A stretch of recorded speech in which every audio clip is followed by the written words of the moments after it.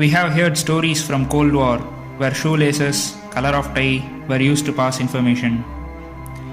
Even the pattern of car tires were used to carry information. This requires a lot of working which usually is not shown in the spotlight. There is a war going on between India and its adversaries, but it does not include guns and missiles. It includes only data. It's called cyber warfare. But earlier, India and its intelligence agencies were relying upon people for gathering critical information of its adversaries and establishing contacts with them.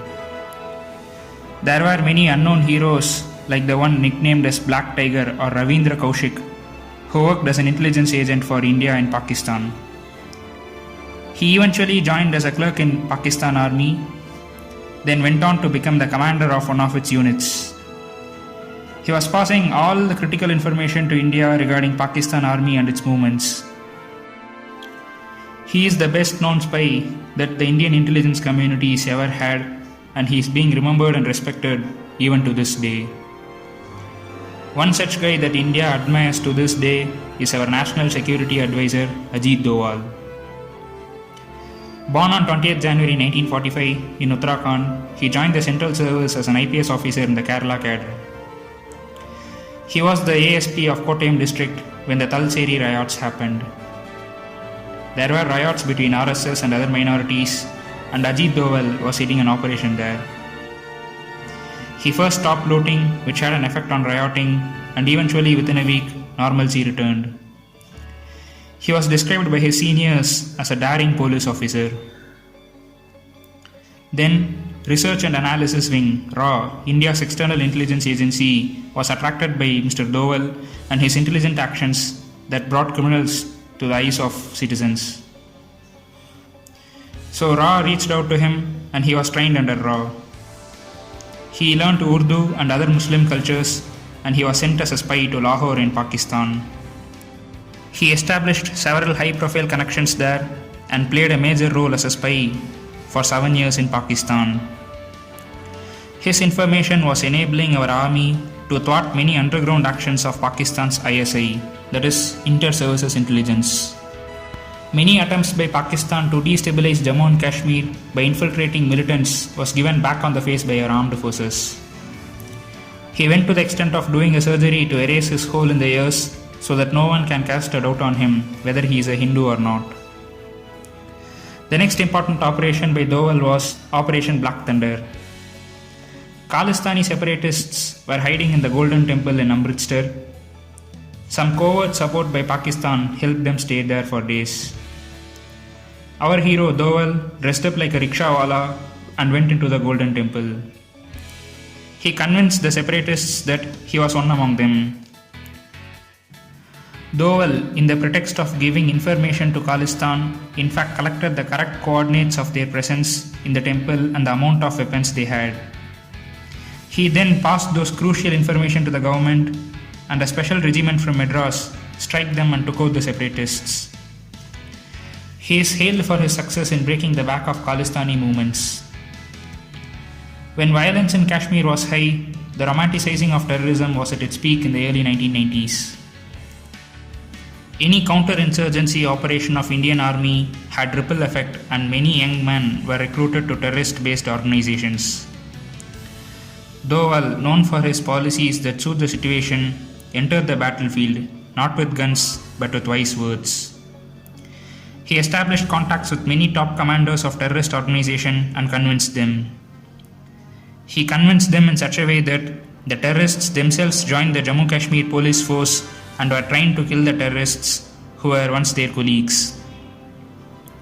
And many separatists turned policemen died in counter-insurgency operation, killing their ex-colleagues.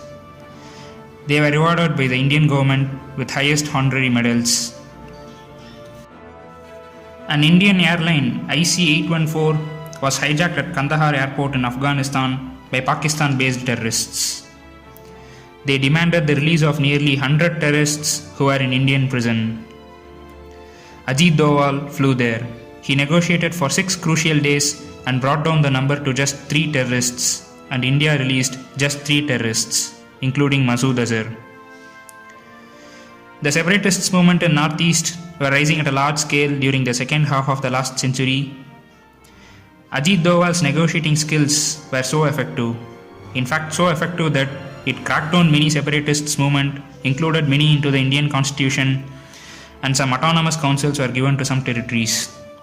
Again, many separatists who took violence and gun in their hands now retreated from that stance and joined their respective states' police forces to serve the nation. Mr. Ajit Doval's work in Northeast is not spread widely in the spotlight, but there are many. He then became the National Security Advisor of India. He was given a cabinet rank as well, the first of its kind in Indian history.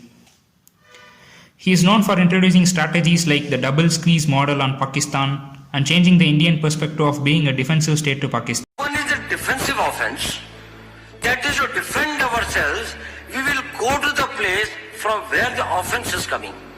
And third is the offensive mode, where you go outright. Come into the defensive offense, then we start working on the vulnerabilities of Pakistan. It can be economic, it can be internal security, it can be political, it can be their isolation internationally, it can be that this thing like that, of exposing the terrorist activities, or it can be anything. Our vulnerability is many times higher than of India. You can do one Mumbai, you may lose Balochistan. There is no nuclear war involved in that. If you know the tricks, better. He understood that Pakistan gained its international status by praising itself as the enemy of a superpower, that is India. He changed India's strategy from defensive to defensive offense. That is, being offensive is the new and only way to protect our people. He was so daring that he challenged Pakistan once that if anything like 26/11 happens again, Pakistan would be cut into 4 parts in a matter of hours. The airstrikes against Pakistan, abrogation of Article 370 in Jammu and Kashmir, retrieving Wing Commander Abhinandan Vardhaman, the lead role was played by Mr. Ajit Doval. He is 75 now and still keeping our nation's security intact by being the National Security Advisor of India. The standoff with China would have escalated had he not contacted the Chinese Foreign Ministry last year. Men like Ajit Doval are the real heroes and James Bonds of our country. They inspire many through their selfless efforts, and yet they work in silence. This is a small contribution from our side for the common man to know about Ajit Doval.